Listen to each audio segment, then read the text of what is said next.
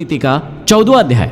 अब हम आगे बढ़ रहे हैं 15वें अध्याय की ओर। आप जो चाणक्य कहते हैं कि जिसका हृदय सभी प्राणियों पर दया करने हेतु द्रवित हो उठता है, उसे ज्ञान, मोक्ष, जटा और भस्म लगाने की क्या जरूरत है। भाव यह है कि हमें सभी प्राणियों पर दया करनी चाहिए, उनसे स्नेह करना चाहिए। जो ऐसा करता है उसका स्थान परमात्मा के समकक्ष हो जाता है। जो गुरु एक ही अक्षर अपने शिष्य को पढ़ा देता है, उसके लिए इस पृथ्वी पर कोई अन्य चीज ऐसी महत्वपूर्ण नहीं है जिसे वह गुरु को देकर उसका ऋण उतार सके। आगे कहते हैं कि दुष्टों और कांटों से बचने के दो ही उपाय हैं, जूतों से उन्हें कुचल डालना और उनसे दूर रहना। भाव यह है कि दुष्ट और कांटे सदैव कष्ट पहुंचाने वाले होते हैं, इनसे बचकर रहना ही ठीक है।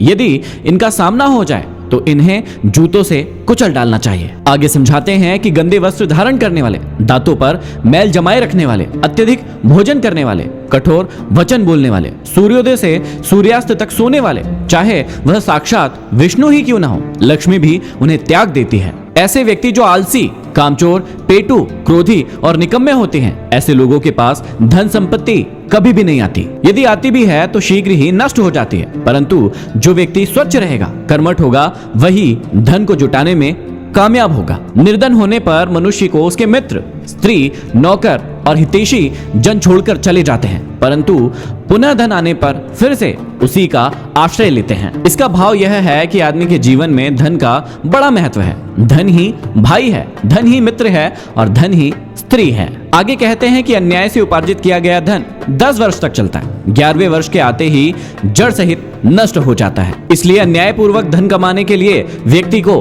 कभी प्रयास नहीं करना चाहिए। समर्थ व्यक्ति द्वारा किया गया गलत कार्य भी अच्छा कहलाता है और नीच व्यक्ति के द्वारा किया गया अच्छा कार्य भी गलत कहलाता है। ठीक वैसे ही जैसे अमरता प्रदान करने वाला अमृत राहु के लिए मृत्यु का कारण बना और प्राणघातक विष भी शंकर के लिए भूषण हो गया। आगे समझाते हैं कि भोजन वही है जो ब्राह्मण के करने के बाद बचा रहता है, भलाई वही है जो दूसरों के लिए की जाती है, बुद्धिमान वही है जो पाप नहीं करता और बिना पाखंड और दिखावे के जो कार्य किया जाता है वही धर्म है। आगे बहुत ही अच्छी बात समझाते हैं कि मणि चाहे पैरों में पड़ी हो और कांच चाहे सिर पर धारण किया गया हो, परंतु क्रय विक्रय करते समय अर्थात मोल भाव करते समय मणि मणि ही रहती है और कांच कांच ही रहता है। भाव यह है कि समय तथा भाग्य के कारण विद्वान व्यक्ति का भले ही सम्मान न हो, पर जब मूल्यांकन का समय आता है तो विद्वान की विद्वानता को कोई चुनौती नहीं दे सकता। योग्य व्यक्ति की अलग ही पहचान होती है और अयोग्य व्यक्ति की जग हंसाई ही होती है। शास्त्रों का कोई अंत नहीं है, विद्याएं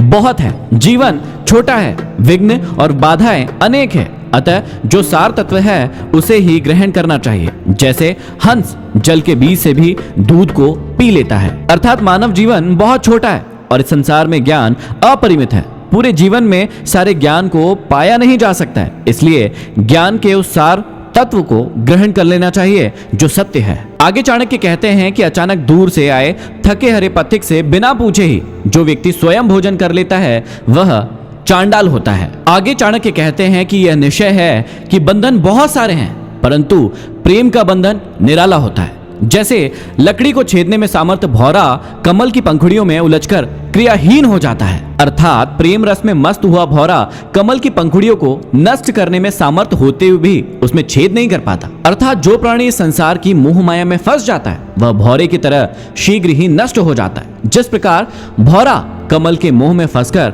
उसकी पंखुड़ियों में कैद होकर अपना जीवन गवा देता है। चंदन का कटा हुआ वृक्ष भी सुगंध नहीं छोड़ता, बूढ़ा होने पर भी गजराज क्रीड़ा नहीं छोड़ता, ईख कोल्हू से पिसने के बाद भी अपनी मिठास नहीं छोड़ता और कुलीन व्यक्ति दरिद्र होने पर भी सुशील और गुणों को नहीं छोड़ता। भाव यह है कि जन्म से ही जो शाश्वत गुण मनुष्य को प्राप्त होते हैं वे अंत तक साथ नहीं छोड़ते। यहाँ पर समाप्ति होती है 15 अध्याय की। अब हम बढ़ते हैं 16वें अध्याय की ओर।